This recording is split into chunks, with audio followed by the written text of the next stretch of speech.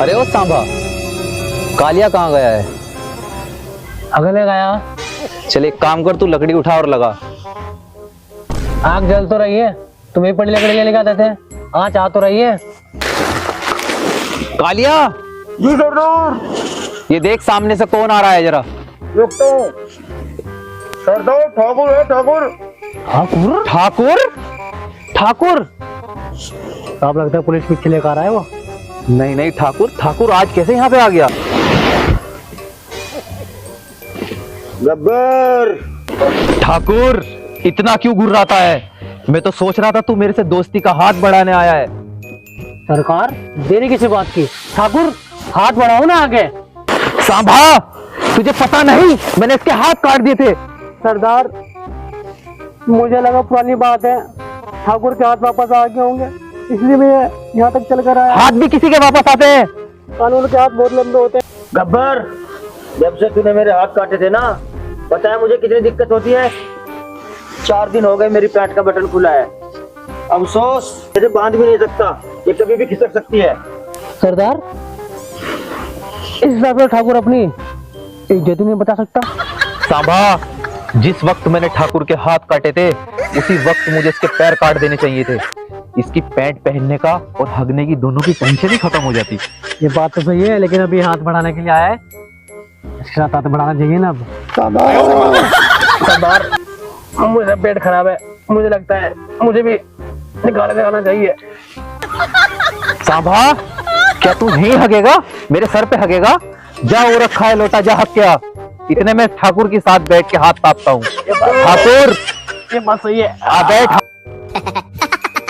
गब्बर, तूने मेरे हाथ तो खत्म कर दिए हैं, लेकिन तेरी मेरी दुश्मनी कभी खत्म नहीं होगी।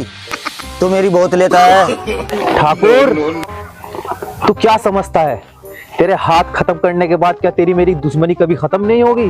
तू कहता है कि तू मेरी लेता है, अब मुझे लग रहा है मुझे तेरी लेनी ही पड़ेगी। सांभा, ऐसा लगा जैसे कि पुराने जमाने का किला देख आया हूँ, मजा आ गया। सांभा, ठाकुर से पूछ ये लेने क्या आया इतनी ठंड में।